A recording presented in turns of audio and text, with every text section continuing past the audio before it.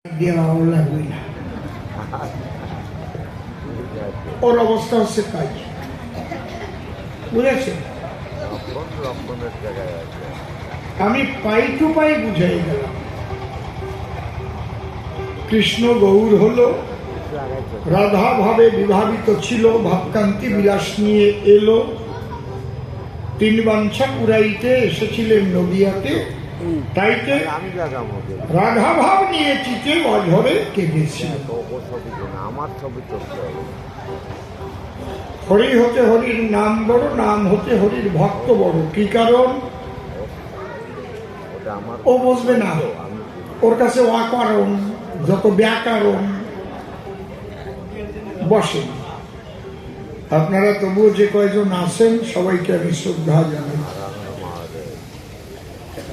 আগামীকাল ঠিক 6টার আগে আগে চলে আসবে না? আশেপাশে যারা আছে সবাইকে খবর দিয়ে নিয়ে আসবেন। আগামীকাল আমি কিন্তু নিজে ভিক্ষা করবো, আজকে আপনারা দেন নাই। হ্যাঁ, কথা বল, বসে গান শোনা চুপচাপ, কারণ তুমি গেরুয়া বসন পরা আছো না, মালা আছে গলায়, আবার দাড়ি আছে, তোমার আমি বেশি কথা বলবো কেন? একদম নীরব।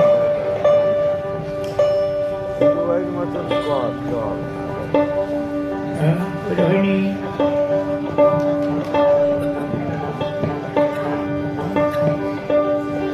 নামবে জোরে টান দাও, তুই জোরে দাও, জোরে দাও। বেহালাটা একটু কম দে, জিলটা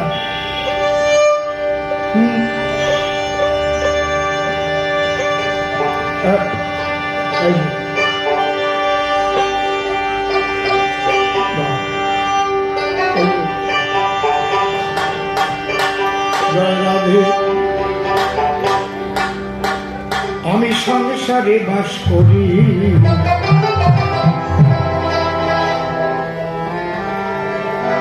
আমি সংসারে বাস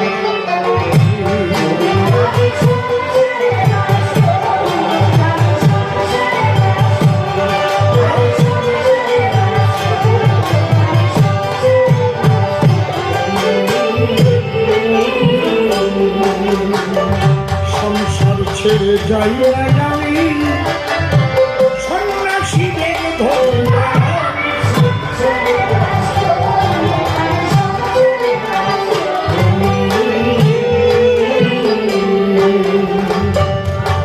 কর্ম আমার বড় ধর্ম,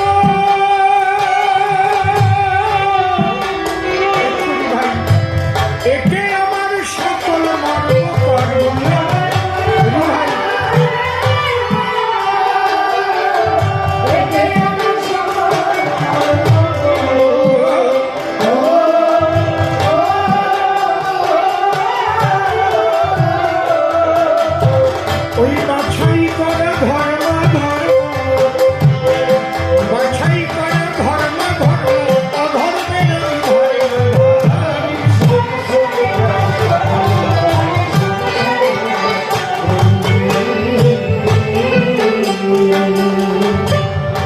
বসে শোনেন নারী নরে, একটা গুরুত্বপূর্ণ প্রশ্ন করেছে গুরুদেব। মনিটরে একটু বেশি কোণ আছে। সংসারে থেকে যদি সাধন ভজন হয়, সেই সংসার করার পদ্ধতি কি বলো? তাই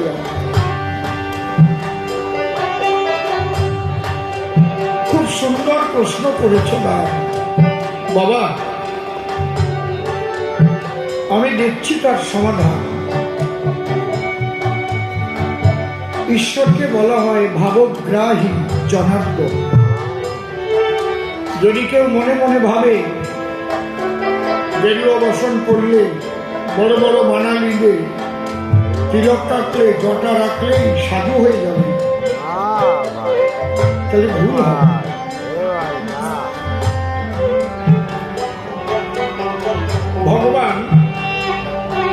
দেখেন তোমার মনটা কেমন। মন না রাঙালে বসন রাঙালে, কাজী নজরুল বলেছে, মন না রাঙালে বসন রাঙালে কি ভুল করিলে যদি।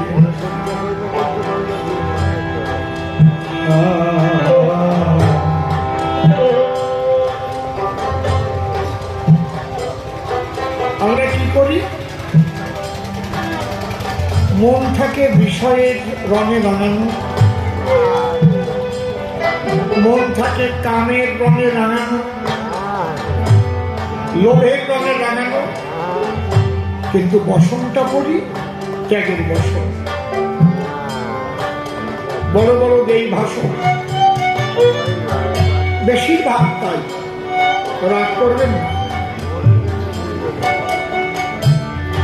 তাই যদি না হতো চৈতন্য চরিতামৃতে লিখত, কেশাগ্র শতক ভাগ পুনঃ শতাংশ করি, তাহার সম সূক্ষ্ম জীবের স্বরূপ বিচার। তার মধ্যে স্থাবর জঙ্গম দুই ভেদ। আমারটা একটু রিভাইভ দিতে বলছি। তার মধ্যে স্থাবর জঙ্গম দুই ভেদ, জঙ্গমে তীর্যক জলচরে স্থলচর। তার মধ্যে মনুষ্য জাতি অতি অল্পতর, ম্লেচ্ছ পৌলিঙ্গ বৌদ্ধ সব। তার মধ্যে কিছু আছে মুখে বেদ মানে, বেদ নিষিদ্ধ কর্ম করে ধর্ম নাহি বনে। ধর্মচারী মধ্যে আছে কিছু কর্মনিষ্ঠ। কোটি কর্মনিষ্ঠ মধ্যে এক জ্ঞানী শ্রেষ্ঠ। কোটি জ্ঞানী মধ্যে আছে একজন মুক্ত, আর কোটি মুক্ত মধ্যে আছে এক কৃষ্ণ ভক্ত। কৃষ্ণ ভক্ত শান্ত, কৃষ্ণ ভক্ত নিষ্ঠা, অতএব শান্ত। ভক্তি মুক্তি সিদ্ধি কামী সকলই অশান্ত। একদিন ঠাকুর ভবা পাগলা হারমোনিয়াম বাজিয়ে গান গাইতে গাইতে হারমোনিয়াম সহ নিচে হাত ধরে কুসু হয়ে গেছে, শূন্য। হঠাৎ নেমে গিয়ে বলছে, কিরে শালা কি দেখলি? এটার নাম হঠযোগ। এর দ্বারায় মানুষ ভুলানো যায়, কিন্তু এর দ্বারায় ঈশ্বরকে লাভ করা যায় না। ঈশ্বরকে লাভ করা যায় একমাত্র ভক্তির দ্বারা।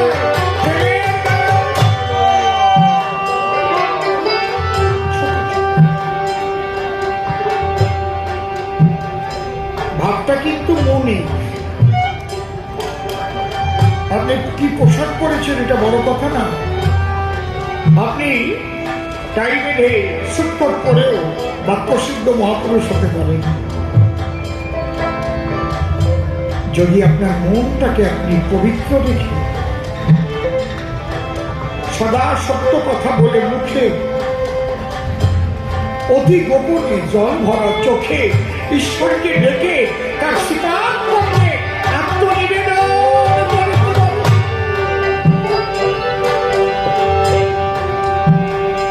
এ হচ্ছে খাঁটি ধর্ম কথা বলছি।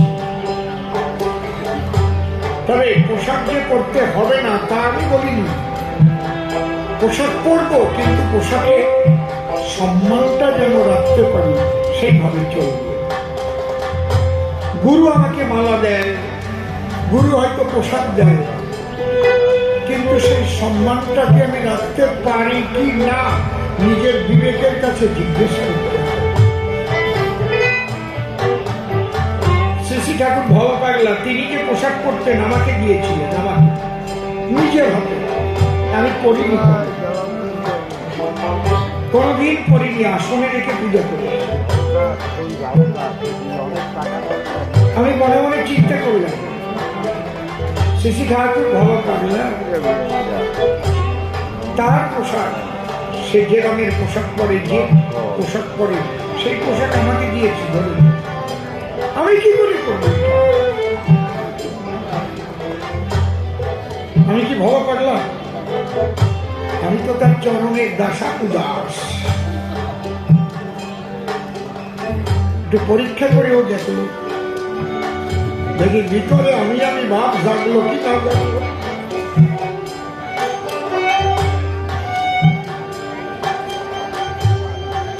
আপনারা সংসারে থাকবে, পবিত্রতা রক্ষা করে রাখবেন।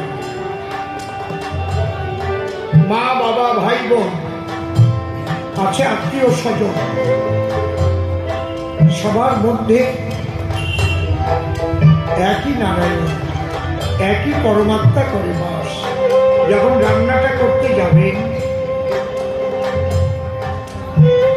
রান্নার সামগ্রী হাতে নেবেন, ঈশ্বরের কাছে প্রার্থনা করবেন, হে প্রভু, আমি যেদিন মাতৃগর্ভ থেকে এই জগতে প্রসব হয়েছিলাম, আমি কোন খাদ্যদ্রব্য সন্দেহ করে আনি। আমার সৃষ্টি করার আগে, আমার জীবন ভরে যাহা লাগে সব তুমি সৃষ্টি করেছো ভাগে ভাগে। এটা তোমার সৃষ্টি। এই চাল ভাত, যে জল দিয়ে আমি চাল ধুবো, এই জলও তো তোমার সৃষ্টি। যে আগুন দিয়ে আমি ভাত রান্না করবো,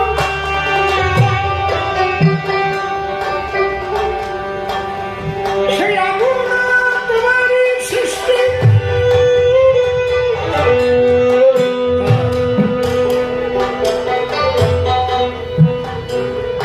যে বাতাসের অক্সিজেন গ্রহণ করে বেঁচে থাকে নারী নরে, তাও তোমার সৃষ্টি।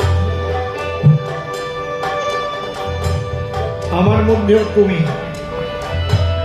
আমি যাদের জন্য আজ এই প্রসাদন্ন রান্না করছি, তাদের মধ্যেও তুমি।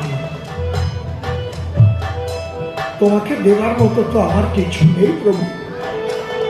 তুমি আমার দ্বারা এমন প্রসাদ তৈরি করো যেন তোমার সেবার উপযুক্ত হয়। সবার মধ্যে থেকে তুমি এই প্রসাদ গ্রহণ করে প্রভু।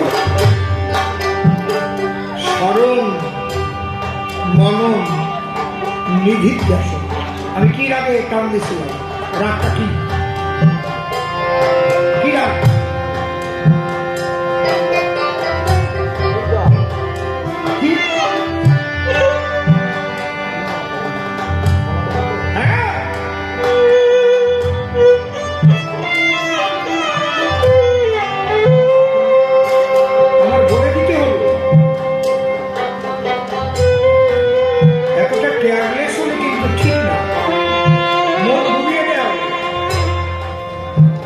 এটাই সাধনা।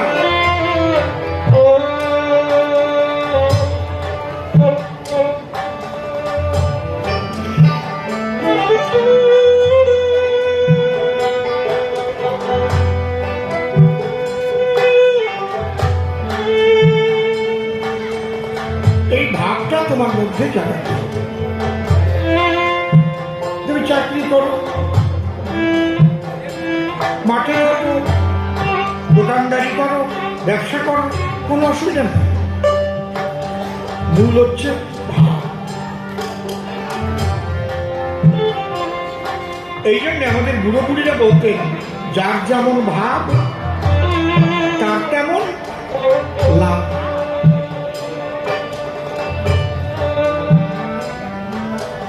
আমি উপরে দেখালাম খুব সাধু বেশ, কিন্তু মনের মধ্যে তার নাই বেশ। হয় না, ঈশ্বরের দরবারে ফাঁকা হয়ে যাবে। তোমরা যে কাজ করো ঠিক মতো কর্তব্য পালন করতে হবে। এই জন্য ভবা পাগলা একদম শ্বেত পাথরে লিখে গেছে, ডিউটি করলে বিউটি বাড়ে, বিউটি বাড়লে মা বেটি দয়া করে। আমরা কর্তব্য পরায়ণ কয়জন মানুষ আছে বলতে পারেন? সঠিক কর্তব্য পালন করে কয়জন? সন্তানের প্রতি মাতা পিতার যে কর্তব্য, মাতা পিতার প্রতি সন্তানের যে কর্তব্য, একটা বাড়ির বধূ শ্বশুর শাশুড়ির প্রতি যে কর্তব্য, স্বামীর প্রতি যে কর্তব্য, একটা স্বামী তার স্ত্রীর প্রতি যে কর্তব্য, এইটা ঠিক মতো পালন করলেই তো আলাদা মানুষ হয়ে যাবে।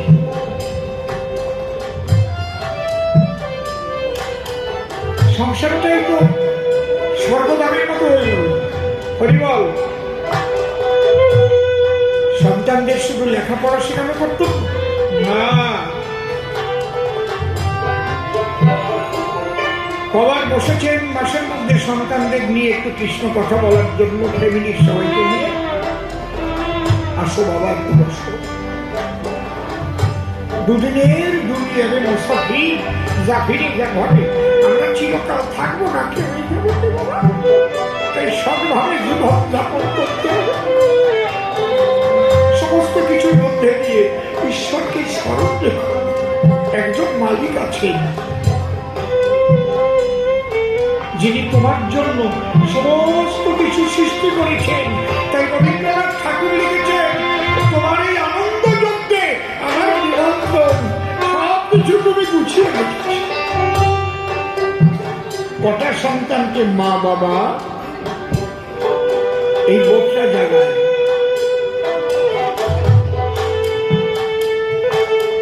তাদের প্রকৃত ধর্মজ্ঞানটা দেখো।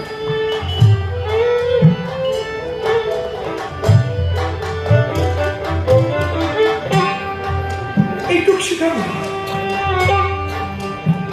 দেখুন সংসারটা কেমন হয়ে উঠবে। আর প্রতিদিন সন্ধ্যায় সবাই বসে 10টা মিনিট একটু ঈশ্বরের নাম কীর্তন করবে। পরীক্ষা থাকার যা থাক, ওই 10 মিনিট ঈশ্বরের জন্য।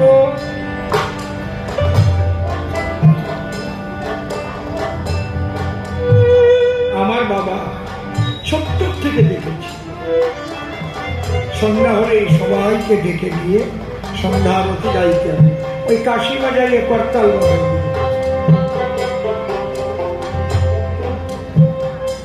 সেই গান প্রণাম আমি গুরু ভগবান, বেহাগ রাগের উপরে।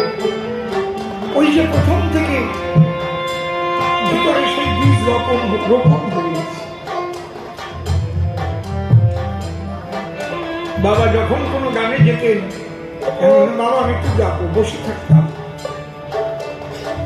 আর সে কি মধুর গান হতো, সে গানার শুনল, সারা রাত জেগে জেগে গান হতো।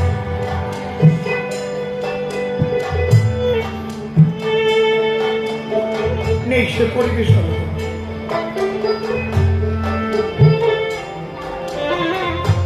সে পরিবেশ কোথায় চলে যাচ্ছে? বড় বড় রোগীর বাড়িতে বৈঠক দিতেন আমার বাবা। একেবারে মরণমুখী রোগী আর বাঁচবে না। সারা রাত গান চলবে, কীর্তন চলবে। ভোর বেলায় রোগীর কাছে জিজ্ঞেস করা হতো, জীবনে তুমি কি কি অন্যায় করেছো, আজকে সব বলে দেওয়া ঠাকুরের কাছে। ভালো হয়ে যেত। গোপন রেখো না, তোমার ভিতরে গোপন রয়েছে। কোথায় সেই জীবন?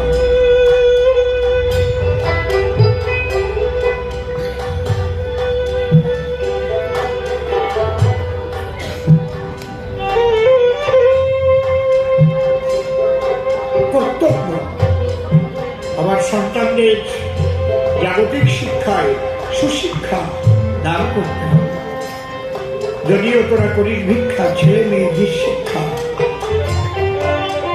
একটা শিক্ষিত মানুষ সে যদি মুখে বিলিও করে, বোঝা যায় যে সে শিক্ষিত।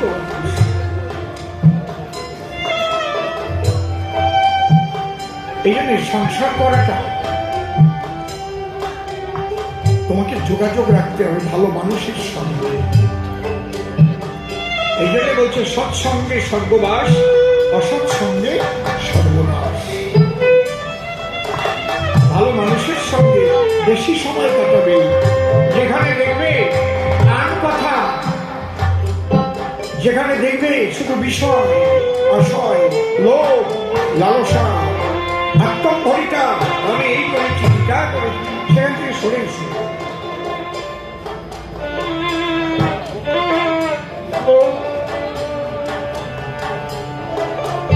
দেখবে প্রতিটি সংসার সুন্দর। আর এইরকম সংসারিত ঈশ্বর খোঁজে আসবার জন্য কত সাধু মহাপুরুষ তারা কান্না করে, আসতে পারে না, সেই পবিত্রতা না পেলে তো যেতে পারে না তারা।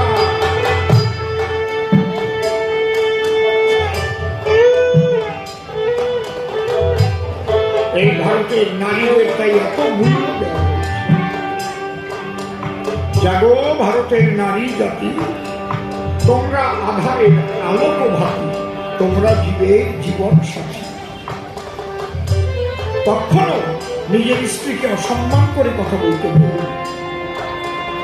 সে অন্তরাত্মায় ব্যথা পায় এমন শব্দ ব্যবহার করতে পারে। পুরুষতান্ত্রিক সমাজ মেনে নিতে পারে না, নারীকে অনেক ক্ষুদ্র জ্ঞান করে। এটাই ধ্বংসের মূল পথ। নারীকে সম্মান দেয়, দেখবে সেও কত আনন্দ পাবে, কর্মোদ্যম পাবে। আর তুমি যদি সবসময় তোমার স্ত্রীকে ছোট করতে থাকো, মনটা মরে যাবে তার। আর মরা মনের দ্বারা যে সন্তান হবে, সেই সন্তানও সুস্থ সন্তান হবে না।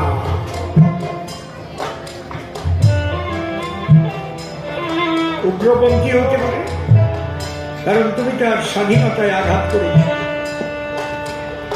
যারা বেশি নারীকে শুধু প্রজননের যন্ত্র হিসেবে ভাবে, নারীকে সম্মান দিতে জানে না, তাদের ঘরে যে সন্তানগুলো হয় সেইগুলো হয় বেশি উগ্রপন্থী, সন্ত্রাসী, মাস্টার। মিলিয়ে নিয়ে তার মানে এই নয় নারী স্বাধীনতার জন্য যেন নারীর উচ্ছৃঙ্খলতা বেড়ে না যায়, এটাও লক্ষ্য রাখতে হবে। স্বাধীনতা উচ্ছৃঙ্খলতা এক জিনিস।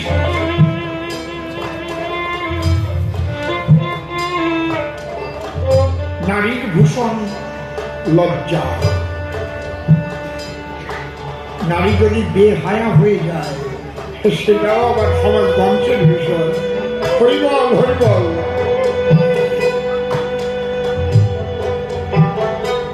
এই শিক্ষা কোথায়?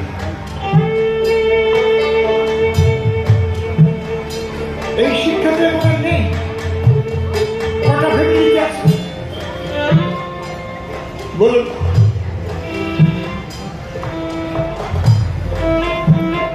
হরিবল হরিবল। ধর্ম কি অধর্ম কি ছোট থেকে সন্তানদের যদি শেখানো হয়, গুরুজনরা যদি শিখায়,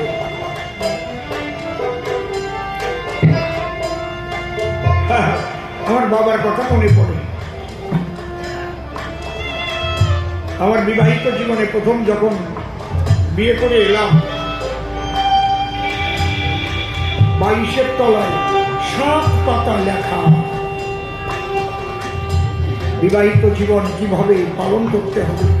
বাবা লিখে 22-এর তলায় লিখে।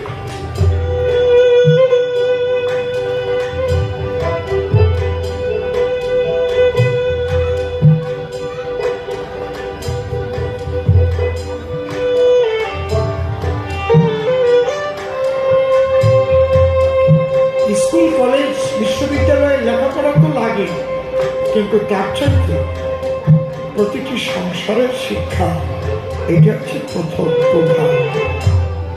তাই না হলে জগৎ সুন্দর হবে না, হতে পারে না।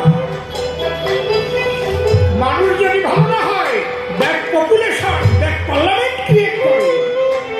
খারাপ মানুষ চাইলে খারাপ মানুষ জয়লাভ করবে, আমি খারাপের সঙ্গে মিশবো, আমি মেরে ঘুরে খাবো। Bad population, bad parliament create করবো। একদম পারফেক্ট কথা বলে দিলাম, ভিডিও করে সারা পৃথিবীতে ছড়িয়ে দেয়। আর good population, good parliament create করবে। আমার তো কষ্ট হয়,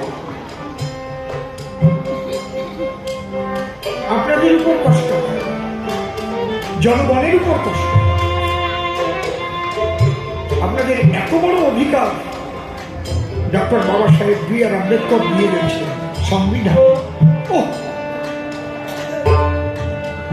সঠিক মানুষের উপরে সেই অধিকার প্রয়োগ করতে হয়। কোন দল জনসব না যে মানুষ ভালো হবে।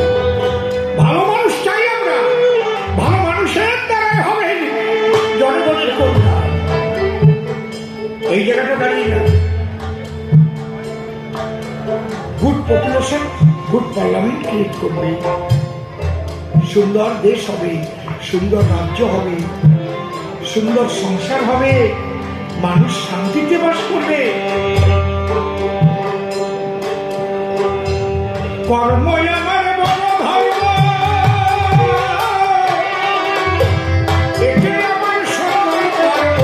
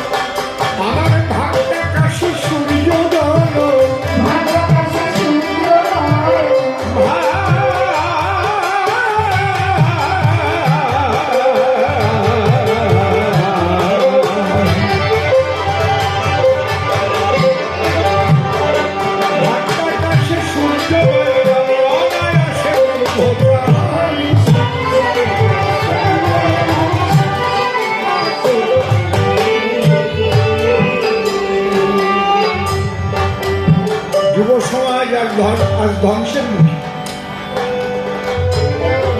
আগামী দিনে কারা দেশ রক্ষা করবে? অধিকাংশ যুব সমাজ নেশাগ্রস্ত। বিশ্ববিদ্যালয়ে অধ্যয়ন করতে যায়, সেখানে নেশাগ্রস্ত হয়ে যায়, গাঁজা খায়, মদ খায়, সারা দেশ ধ্বংস হবে।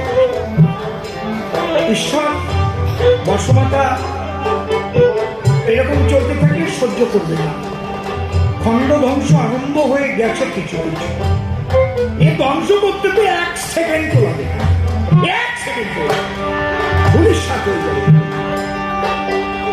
সেই মহাশক্তি হাতে সবকিছু করছে। আমরা ভালো হলে বহুদিন যাব, আমরা বারবার বহুকাল যাব, মানুষ হয়ে আবার আসতে পারবো। দেহ মরবে, আত্মা তো আর মরে না। নৈনং সিন্দন্তি ষষ্ঠানি নৈনং দহতে পাবক নৈনং ক্লেদয়ন্তাপ নশ্বসরিতি বানিত। আমি তো সেই অমৃত আত্মা, আমি তো দেহ না। দেহের ভিতরে যেমন খাঁচার ভিতরে পাখি বাস করে, এই দেহের ভিতরে আমি আছি। সে আমি কি আপনারা কেউ জানেন? দেখেন নাই আপনি কেউ দেখেন নাই। আপনি কে? কিন্তু বলার সময় বলেন, দাদা গান শুনতে যাবেন না, আমার শরীরটা ভালো না। তাহলে আপনার যদি শরীর হয়, আপনি তো আর শরীর নয়। এই শরীর ছাড়া কি একটা আছে ভিতরে। এই জায়গা নিয়ে দর্শন সৃষ্টি হয়েছে।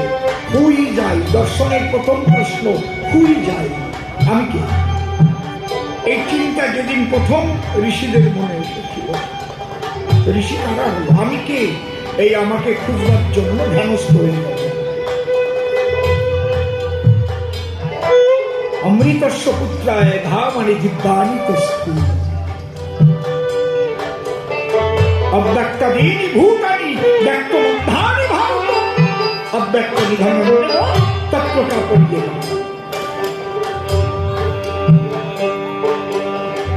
এই জন্য বৈষ্ণবরা বলেন আত্মতত্ত্ব জ্ঞান লাভ করো। আমরাই পারি এই পৃথিবীকে সুন্দর করতে, আবার আমরাই পারি পৃথিবীটাকে নরককুণ্ডর চাইতে খারাপ করতে। আমাদের উপরে নির্ভর করছে, কারণ ঈশ্বর আমাদের মধ্যে সমস্ত শক্তি দিয়ে আমাদের জগতে পাঠিয়েছে। আমাদের মধ্যে জ্ঞান আছে, বিবেক আছে, 10টা ইন্দ্রিয় আছে, 6টা ঋতু আছে, অদৃশ্য মন আছে, মননশীলতা আছে, সমস্ত আমাদের মধ্যে আছে। কি মারাত্মক, কি শক্তি মানুষের মধ্যে! ভাবতে পারেন কি কি দেখলাম এই জীবন। এরকম মোবাইলে কথা কওয়া যাবে তো কোনোদিন ভাবিও নাই। তারপরে শুনলাম মোবাইলে খালি কথা না, ছবিও নাকি দেখা যাবে। ও কপালে কবে হবে? তারপরে দেখি হ্যাঁ সত্যি তো, একেবারে বাড়ির সাথে সিনেমার মতো একদম। কি অদ্ভুততা! এই শক্তি সবই আছে আপনার ভিতর, আমার ভিতর। যারা জাগিয়েছে তাদের দ্বারা এই জগতের কল্যাণ হচ্ছে। তারা বৈজ্ঞানিক, আমি তাদের প্রণাম জানাই। কিন্তু আমরা বিজ্ঞানের আবিষ্কারকে হাতে পেয়ে নিজেরা মনুষ্যত্ব হারিয়ে বিজ্ঞানের যে পুরস্কার, তার দ্বারাই মানুষ ধ্বংসমুখী হচ্ছে। কারণ ব্যবহারের জন্য যথেচ্ছভাবে কোনো কিছু ব্যবহার করা উচিত। প্রত্যেকটা লিমিট থাকতে হবে। ঠিক ওই রকম নারী পুরুষেরও মিলনের লিমিট থাকতে হবে, তবে তো সংসার সুন্দর হবে, সৌন্দর্য থাকবে। তাই না হলে ওই কমলা লেবুর মতো চেহারা বাদুর চোষা আগে রাখি মতো হয়ে যাবে, বেগুন পোড়া হয়ে যাবে। যাই হয় না, হাসি কৌতুক অভিশাপে সদাই আমায় রাখে ঘিরে।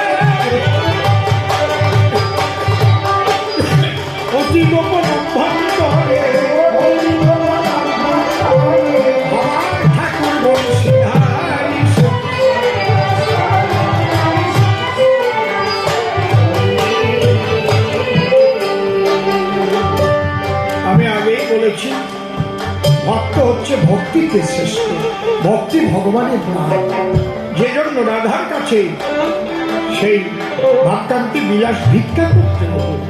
একটা দোকানে ময়দা আছে, চিনি আছে, ছানা আছে, কাঠ আছে, কড়াই আছে, সব আছে, কিন্তু রসগোল্লা নাই।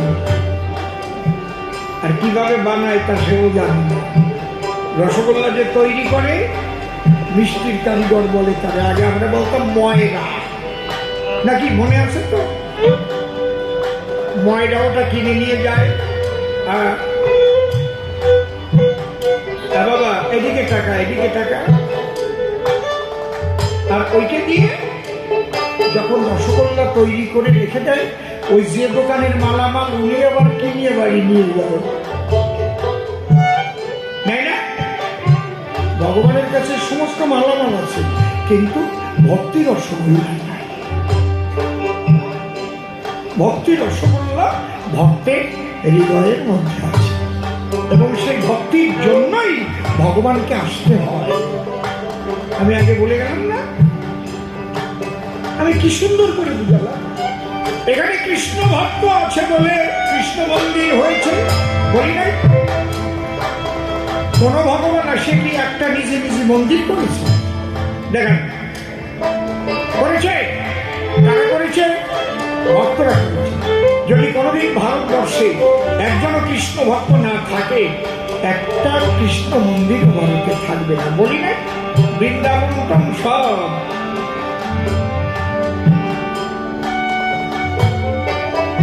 এই জন্য ভক্ত বড়। কে বলেছে? ভগবান বলেছে। এ নিয়ে তর্ক করে সবাই নষ্ট করার দরকার নাই। রাত অনেক হয়ে গেছে, দেখি ঘরে পাই। আসল কথাগুলো বাবা রাখতে হবে মনে, তাহলে জীবনে পরিবর্তনে দেখবেন জীবন সুন্দর হবে। বলি সহস্থা পরিবারের মধ্যে নিয়ে বাড়ে অনেক জ্ঞান। বহু সাধু সঙ্গ করেছি, বহু অধ্যয়ন, দেশ বিদেশে করেছি কত পরিভ্রমণ। যেটুক নিজের সাধনায় উপলব্ধি হয়, সেইটুকু বলার চেষ্টা করি সভায়। যদি একটু মানুষের কল্যাণে কিছু হয়, তাহলে জায়গা পাবো দীনবন্ধুর পায়। আগামীকাল 6টার সময় দেবেন দর্শন। উলুধ্বনি হরিধ্বনি করেন ভক্তগণ।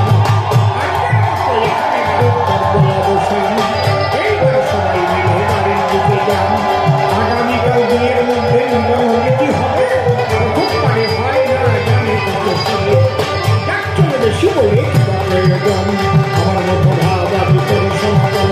প্রথম দিনের গান আমাদের সাঙ্গ হয়ে গেল। জয় জয় রাধা কৃষ্ণ নিতাই গৌরাম সীতা মাতা পিতা হরিচাঁদ গুরুচাঁদ। জয় জয় আদ্যা শক্তি মহামায়া প্রমানন্দ হরি হরি বলো। জয় ভবা জয় ভবা। উপরে কেউ আসবেন না।